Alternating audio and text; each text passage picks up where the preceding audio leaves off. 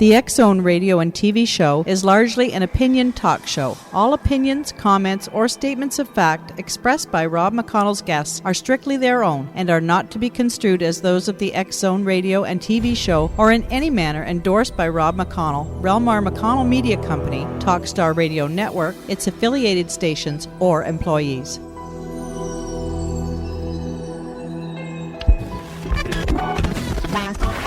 All Hit Radio.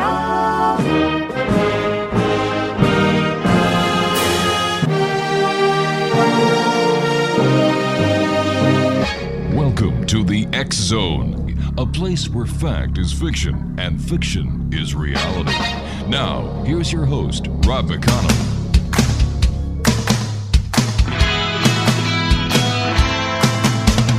You doing that thing you do, breaking my heart into a million pieces, like you always do. And you don't mean to be cruel. You never even knew about the heartache I've been going through. Well, I try to forget you, girl, but it's just so hard to do. Every time you do that thing you do,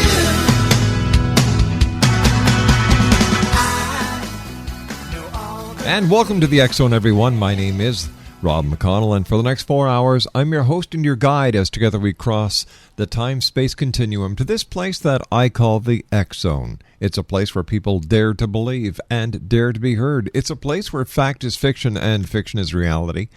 And the X-Zone comes to you Monday through Friday from 10 p.m. Eastern until 2 a.m. Eastern on the Talkstar Radio Network, X-Zone Broadcast Network, UK High Definition Radio, Euro High Definition Radio, Star Cable, X-Zone TV, and our growing family of broadcast affiliates right across Canada, the United States, Central America, the Caribbean, South America, the Pacific Rim, Asia, India, Africa, and Europe. Worldwide toll-free, 1-800-610-7035. My email address is xzone@xzoneradiotv.com. On MSN Messenger, you can always chat with us here in our studios by using the MSN address, xzoneradiotv@hotmail.com, and our main website, www.xzoneradiotv.com. And for all the news from the world of the paranormal and the science of parapsychology and all matters of great interest, xzonenews.com. My first guest tonight, X-Zone Nation, is Dr. Carnie Matisonn. And Dr. Carnie is an attorney admitted to the High Courts of South Africa, Lesotho, and Botswana, recipient of the Norman Rosenberg Law Scholarship and South African Institute of International Relations Graduate Research Scholarship. He has for many years been an external examiner at the University of Pretoria Graduate School of Business Management and guest speaker to numerous Chamber of Commerces. But we're talking today with the good doctor about his book, The Final Audit. And in this phenomenal, it's an amazing story, X-Zone Nation. It is phenomenal how a single person's life can be so filled with both adventure and adversity. The Final Audit is a thought-provoking tale of one man's attempt to explain his existence to his children and embarks on a wonderful portrayal of his life with Gulliver as his guide and mentor. His lifelong wish is to trace valuable artwork stolen from his family by the SS in Nazi-occupied Norway during World War II. His tale starts with an impoverished childhood in a family capable of love, leaving a 12-year-old boy to survive in a rickety cavern on his own during post-World War era. Now, despite his circumstances, the author peppers his narration with his trademark dry humor and ironing. Joining me now is the author of a fascinating book, The Final Audit, Dr. Carnie Matisonn. And Doctor, welcome to the X-Zone. Thank you so much, Rob. Doctor, what was your inspiration for writing your book? Well, the final audit is a father's legacy to his children. In so many ways, parents have been born into worlds that are far removed from those of our children.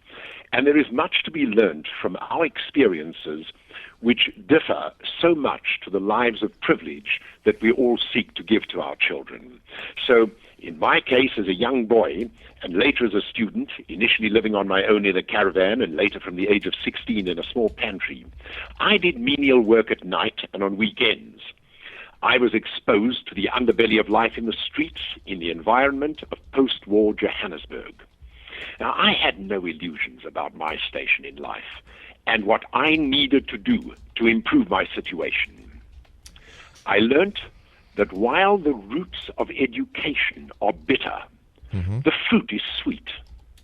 I also learned that solitude need not equate with the loneliness, and life is like playing a violin solo in public and learning the instrument as one goes along. All right, Doctor, please stand by. You and I have to take our first commercial break. We'll be back in 2 minutes. Exonation Dr. Carnie Matisonn is our special guest. We're talking about his book, The Final Audit. His website is www.thefinalaudit.com. We'll be back on the other side of this 2-minute commercial break as the X Zone continues with yours truly, Rob McConnell, from our studios in Hamilton, Ontario, Canada. Don't go away.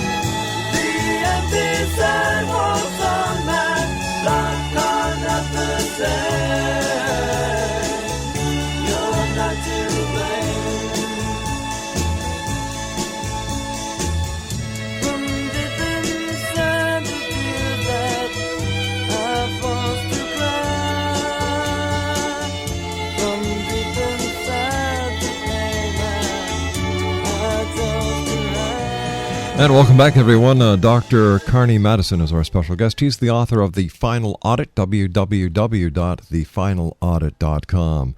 Now, The Final Audit is a compelling and riveting tale involving unusual and intense human experiences which have molded your personality, Doctor, and contributed to wisdom and insight which permeates the story. What inspired you to confront serious challenges in a spirit of adventure and write the book? The inspiration was really the desire to find some means of documenting a philosophy of life that I had learned from adverse circumstances, and in doing so to provide lessons which will be a roadmap for others who face adversity, find that there is no real means of dealing with it because there aren't people that they're able to openly speak about. And I think in reading this book, the messages that I've had from my readers, and I get many emails where I received one from a medical doctor who's read the book 3 times. And he said to me, after reading this book 3 times, I've given it to my son, who recently qualified as an actuary, in the hope that it will provide for him the lessons that I hope that I should have taught him and perhaps didn't. So it is as much an exciting spy story as it is a self-help book, as it is a provider of historical information on the contemporary history following upon World War II and the significance of the movement of art across international borders that served as a secondary currency.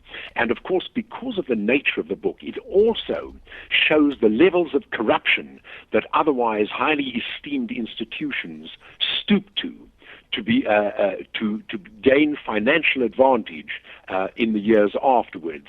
The book is very factual in as much as there were many respected institutions that compromised themselves significantly There were American companies who did so during the war and openly supported Nazism. In South Africa, in my own country, although we are a country that fought with the Allies, there's no question that the sympathies of the government at the time were undoubtedly with the Nazis.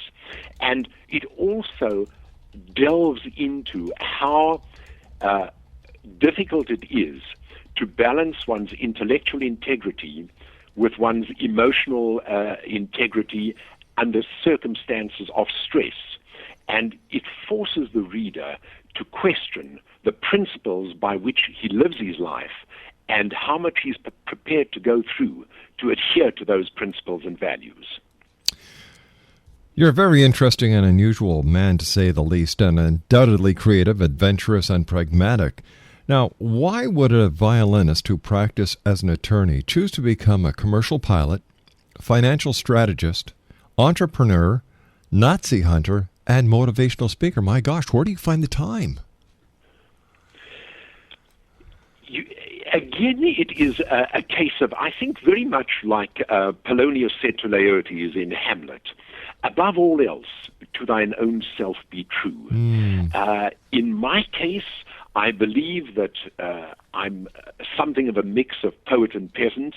The peasant in me knows no boundaries, has no peer group pressures that are of any relevance.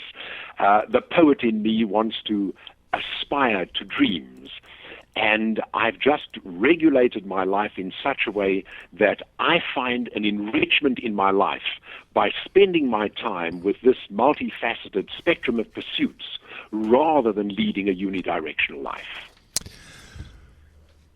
Why would a reader choose to purchase the Final Audit in preference to other autobiographies or books of human interest and on Nazi hunting and so on?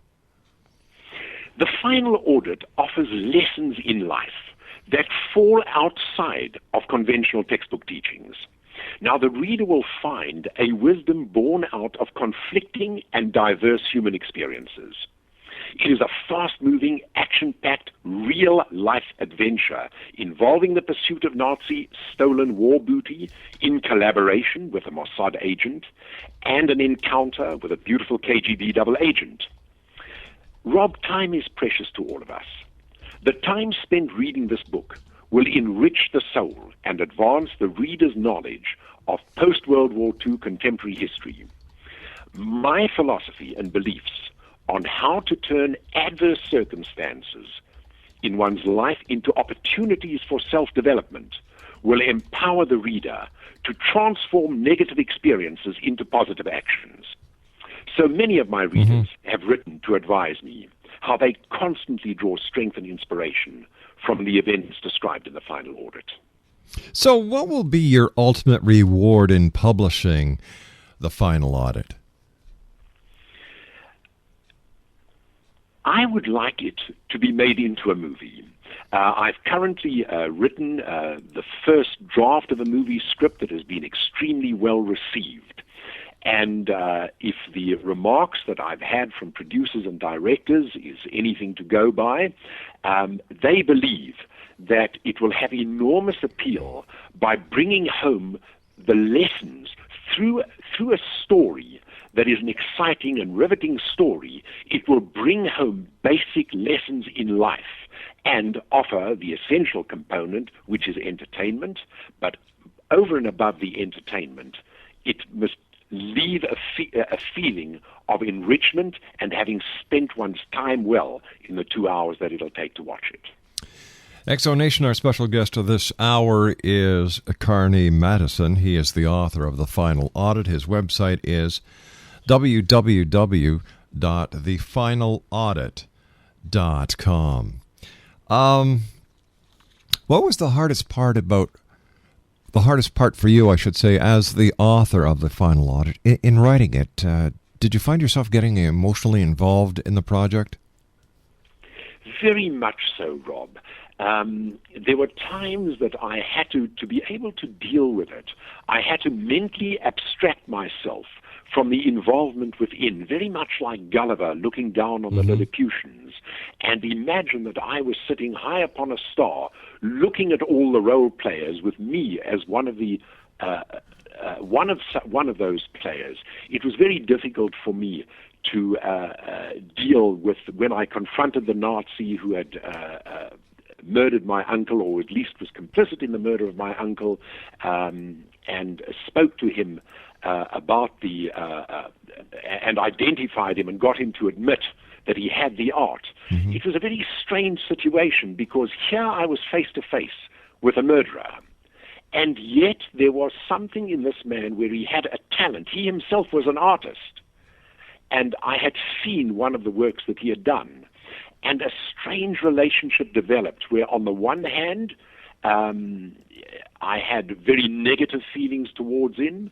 On the other hand, intellectually, I could appreciate what he was trying to do as an artist. And then I also met his son. And I realized the initial knee-jerk reaction when you meet the son of a Nazi, because you always hear how they defend their fathers and they defend their parents. But I realized that his son was as much a victim of his father's misdemeanors as I was a victim of what they had done. And it also made me reevaluate my own perception of things, that actually here was somebody who really should not be judged on the basis that the sins of the fathers are visited upon the children. He had the right to be judged as an individual, notwithstanding who his father was. And then there's a chapter in the book which I obviously put in many personal experiences, because they are relevant to how I got molded into becoming the pilot, the Nazi hunter, and do the things I did. There is one chapter which deals with my daughter, who was very badly injured in a motor accident, and reliving that was a terrible experience. But on the other hand, it was necessary to tell it, because all these emotional experiences, these practical experiences, are the things that make us into the unique individuals that we are.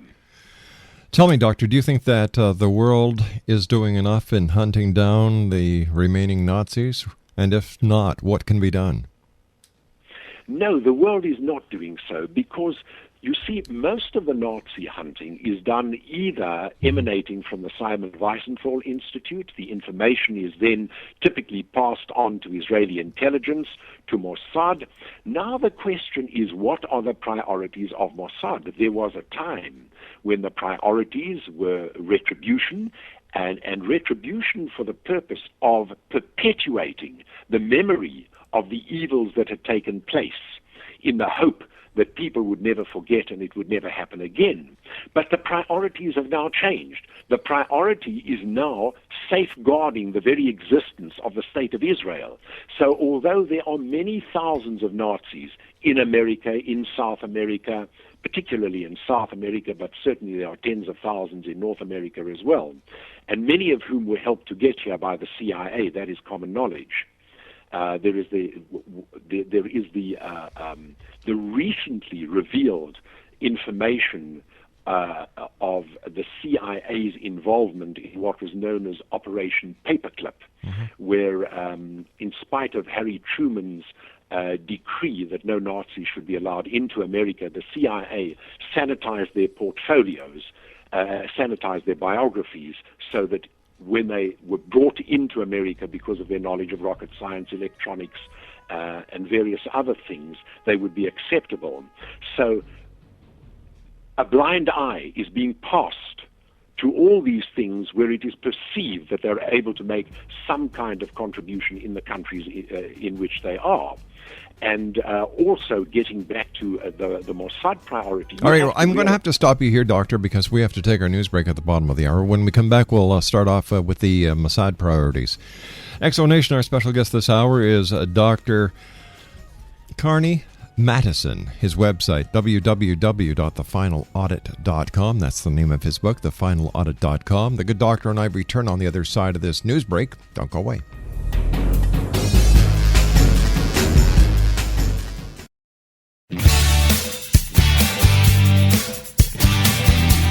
You're listening to the X Zone Radio Show, live and around the world on the Talkstar Radio Network. X X-Zone Broadcast Network, UK High Definition Radio, Euro High Definition Radio, and Star Cable. Our toll-free telephone number worldwide is 1-800-610-7035. Our email address, xzone@xzoneradiotv.com. On MSN Messenger, xzoneradiotv@hotmail.com. And our website, www.xzoneradiotv.com. It's all been done.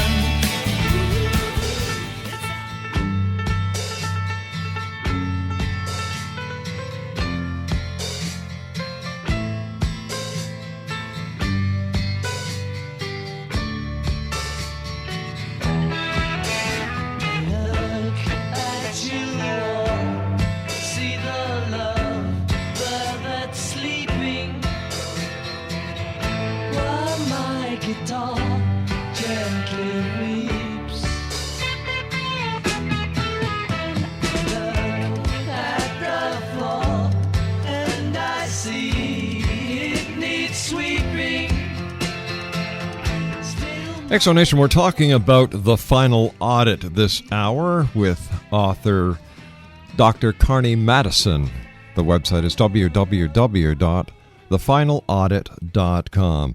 Doctor, before we went to the commercial break, we were talking about, I asked you if the world was doing enough to hunt down the Nazis, and before we went to the break, we were just going to start talking about the involvement of the Mossad. So where does the Mossad stand right now? Is it strictly taking care of the Israeli homeland, or are there any agents that have been assigned to tracking down any of the remaining Nazis? Mossad's priorities are the security of the state of Israel. Mm-hmm. Now, this is where there's been a paradigm shift. It was, of course, very different post-war. It was perpetuated through Simon Wiesenthal's Institute. Today, it is terrorists. We saw not very long ago the terrorist attack, the attack on terrorists that took place in Dubai. Mm-hmm. Now, everything that Mossad does, by its very nature, is extrajudicial. You can, of course, your listeners will obviously appreciate that there is no cooperation from foreign governments if they were to make a request to hand over Nazis or terrorists. So everything is an extrajudicial decision. Excuse me for interrupting you, sir, but why would there not be assistance from other governments when it comes to the extradition or the assistance in capturing a Nazi? Well, it's because many of these governments have always been very sympathetic.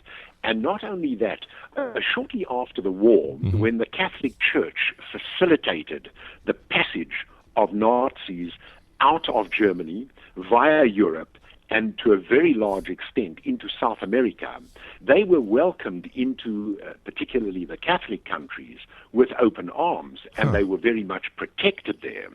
And these are countries which even today sympathize enormously with the Nazis.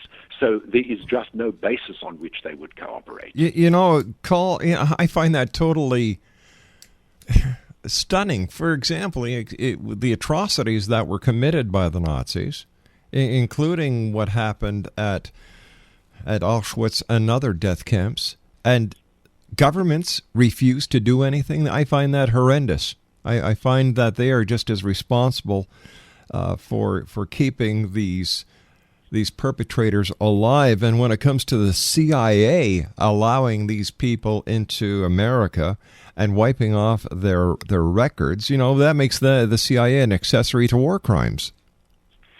There is absolutely no doubt about it. In fact, one of the notorious Nazis was a bloke called von Gellen, mm-hmm. and he was even employed after the war by the American government to advance the security interests. Remember, after the war, the immediate fear was the advance of Russia. Mm-hmm. And the Nazis were grabbed by the Americans because they didn't want them to fall into Russian and for that matter, into British hands. Right. It was really just a case of expedience devoid of morality. And that is still today the case. And that is why the stories of Mossad always make headlines, because they know there is no cooperation. They know that Argentina will always protect Nazis. They know that Venezuela will always do so, and so with many others. And Mossad also knows that when they go in, if they get caught, they're cut loose. Those poor blokes who get caught are pretty much on their own, except for a bit of lobbying by their governments. Tell me, Doctor, going back to the very beginning, what was the valuable artwork that was stolen from your family by the SS in Nazi-occupied Norway? Well, it was a combination. The relative that had the art, of course, some of it is based on records, on speculation, and partially based on some of the art that was retrieved. But it appears that he was a collector. My great-uncle was a collector, particularly of French Impressionist art. So it included preparation drawings, sketches, some oil paintings, and of course it's difficult to know with what was retrieved. There are no records, there are no accurate records of what was his, what may have been from someone else. Also, when the art was retrieved, it went into the hands of one of the Mossad sub-agents. They're called Sayanim. The way Mossad works is it's a relatively small security organization, employs no more than about 1,200 people, usually about 40 field agents. Each field agent works with 30 Sayanim. Sayanim are helpers. And I suppose, sub-agent is quite a good word for it. Right. But when the art was retrieved, it went into the hands of one of the Sayanim. He then submitted it to the various institutes. There are many institutes for identifying and giving people an opportunity to claim the art. It's a difficult thing to do also because of the absence of records. And then the residue of that art was then found its way to me in quite a fascinating sequence of events. What was it like in Nazi-occupied Norway during World War II? Well, first of all, the Nazis they had an occupation force of about 300,000 people, and it was of strategic relevance to them. There was a very small Jewish population, more than 50% of whom were murdered and really just annihilated at random.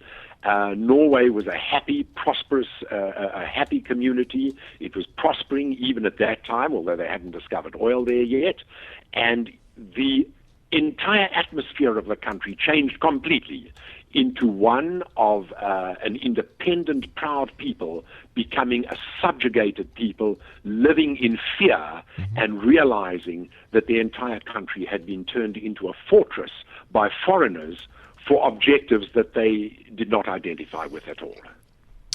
I understand that, where is it now, that you were duped into smuggling a Nazi dissident into South Africa. How did that happen? We eventually caught the Nazi with the art. Now, we also, in doing so, obtained extensive documentary evidence of the whereabouts of his son. And what happened was, years went by, and I received information that I was to fly a helicopter about 25 miles southwest of the southernmost tip of Africa, land on a tanker, and that a parcel would be brought on board. I understood that this would just be a parcel of the art. And it was not an unusual thing to fly helicopters out to ships because we would drop engineers. I was flying part-time as a commercial pilot. But this time I received a very cryptic message that although we'll be dropping off a couple of engineers on the ship, a parcel will be put on.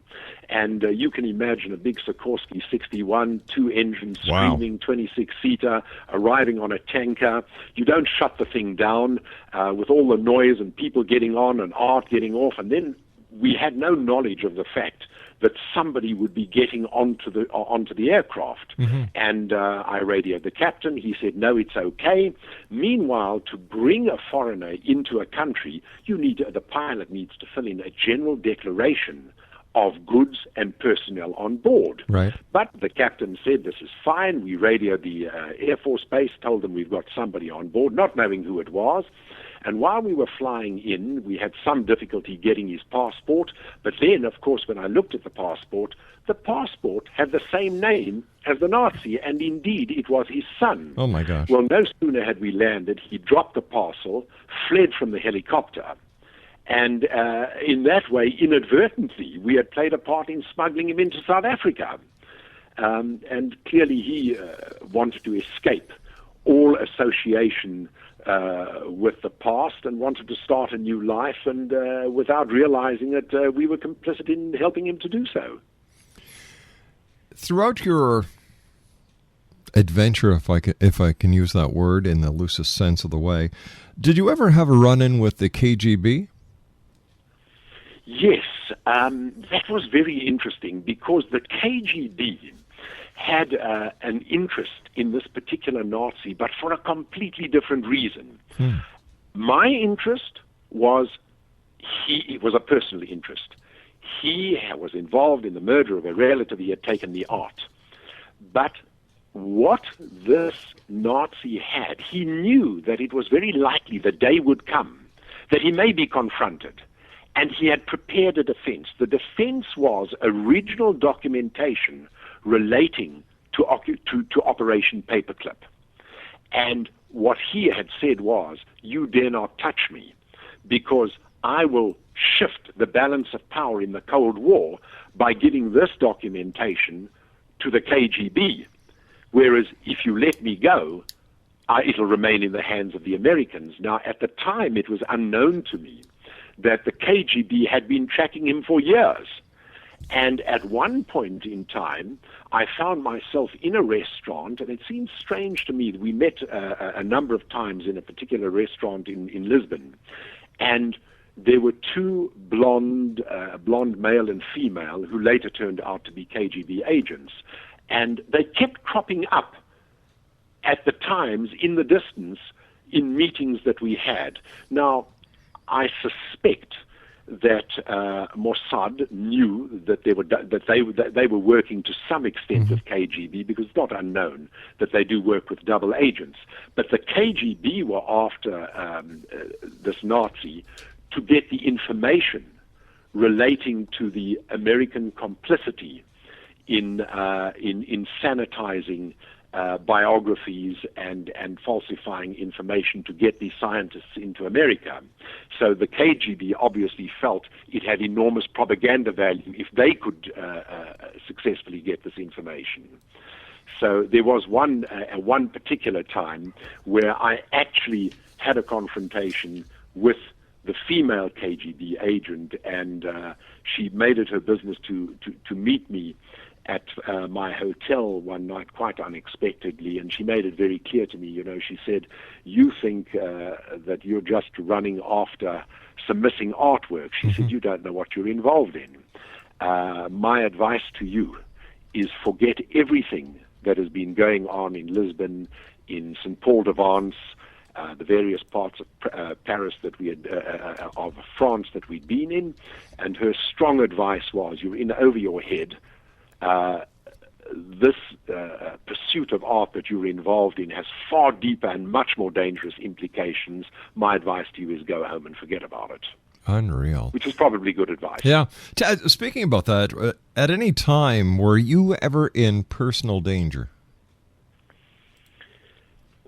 It's a difficult one to say, because did I at any particular time feel that someone was going to attack me? Yes. No. But the nature of the missions that we did, remember, my involvement started off during the apartheid government in South Africa, where there were sanctions against South Africa, and they needed a few select pilots who were willing to fly across the borders, do sanction busting, and enable South Africa to export and import goods. But at the same time, because I also flew for the South African police and national intelligence, we were also dropping operatives into different countries across our borders. So if you don't mind me asking you, were you or are you still an intelligence agent? The short answer is I have no active involvement whatsoever. Okay. All this really came to an end after the new South African dispensation in 1994, because the whole political landscape changed. Mm-hmm. Because whereas Mossad had assisted with sanction busting, they had facilitated the import and export of goods, the growth of the South African armaments industry. In turn, as far as Israel was concerned, they could sell their intellectual capital. All that changed. They are pretty much persona non grata with the current South African government, and they have a very, very low profile presence at the international airport, really doing nothing more than monitoring security. So the relevance of all that has changed completely over the last 17 years. All right, Doctor, please stand by. We have to take our final break for this hour. Exonation, Dr. Carnie Matisonn is our special guest. www.thefinalaudit.com is his website. It's the title of his book, The Final Audit. Dr. Carnie Matisonn and I will be back on the other side of this commercial break as the X-Zone continues from our studios in Hamilton, Ontario, Canada. Don't forget, for all the breaking news from the X-Zone from around the world, www.xzonenews.com.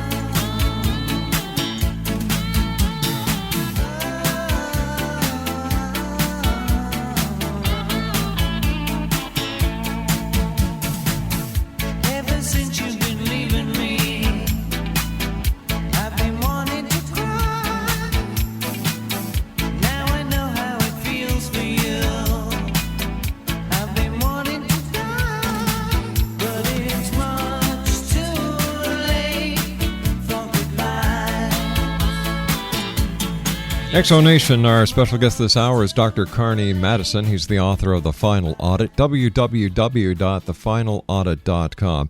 You know, over the commercial break, Doctor, I was thinking about what you and I had been discussing about how certain countries will actually harbor the Nazis. And can't we look at the Nazis as terrorists from the past, and should they not be treated with the same worldwide attention and the same worldwide care as the present-day terrorists are? I definitely subscribe to that view. Unfortunately, international politics does not work that way. And a great pity that it doesn't, because politics is really the politics of expedience. Mm-hmm. The countries that welcomed them in either had religious sympathies with them, they either had philosophical sympathies with this Nietzschean philosophy of the Herrenvolk, and of course, in the case of other countries that wanted the intellectual capital that they could bring with them.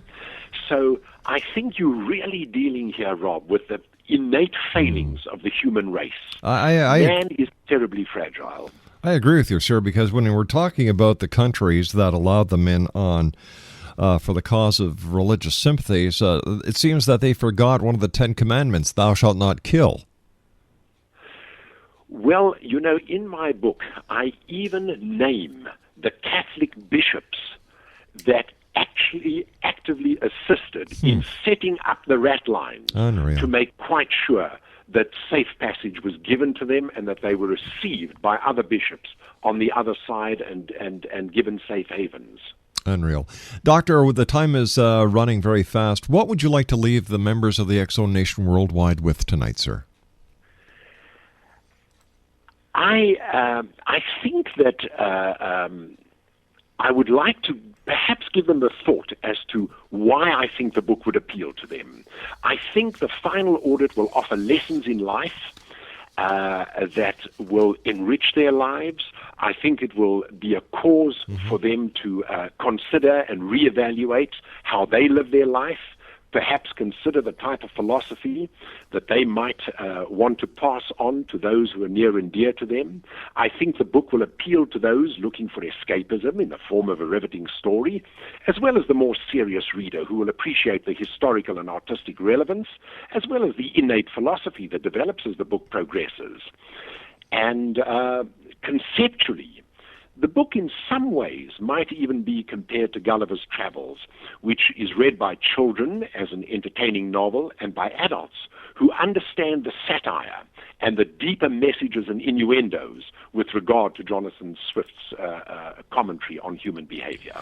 Doctor, I want to thank you ever so much for joining us. Congratulations on a great book, and I look forward to the next time you and I meet here in the X Zone, sir. So until then, take care of yourself, and thank you very much for joining us.